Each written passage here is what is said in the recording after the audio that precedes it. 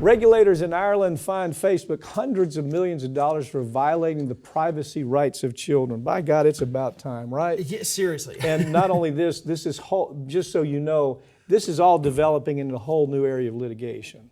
Matter of fact, we're handling it.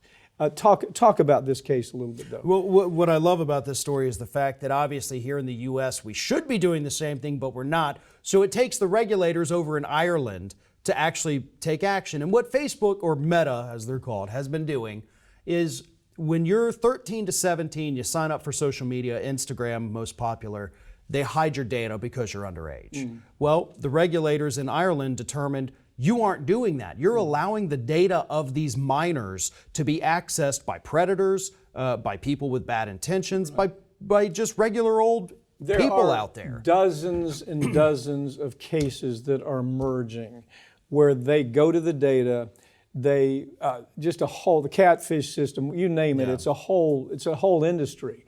And then these children end up in being trafficked.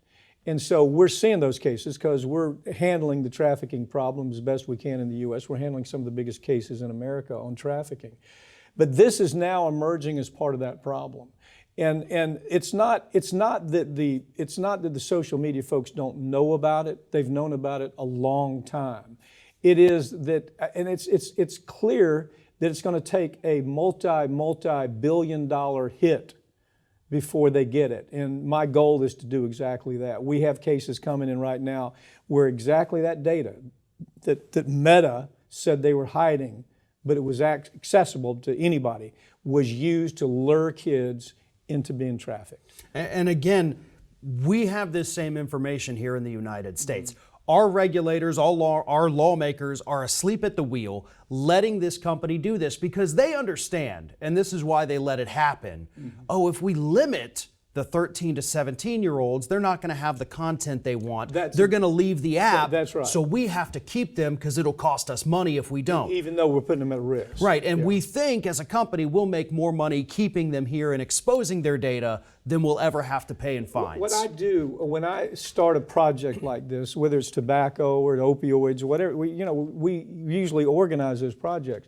The lawyers that are coming into this see the same thing I see. And the problem is remarkably vast.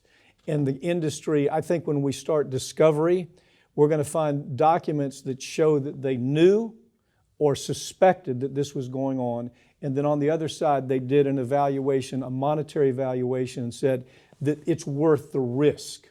It's a cost of doing business. We might get hit on 1 or 2 lawsuits where kids are trafficked, but we're making so much money doing it the way we're doing it that it's a business decision. We're going to do it anyway. We see it with industry all the time. So for some reason, we've gotten in this idea in the U.S. that social media is different. There's something warm and fuzzy about social media, that they're progressive and they're more like us. They're nothing like the average American. Nothing. This is a good story that explains it. I'm glad the Irish had enough courage to do this.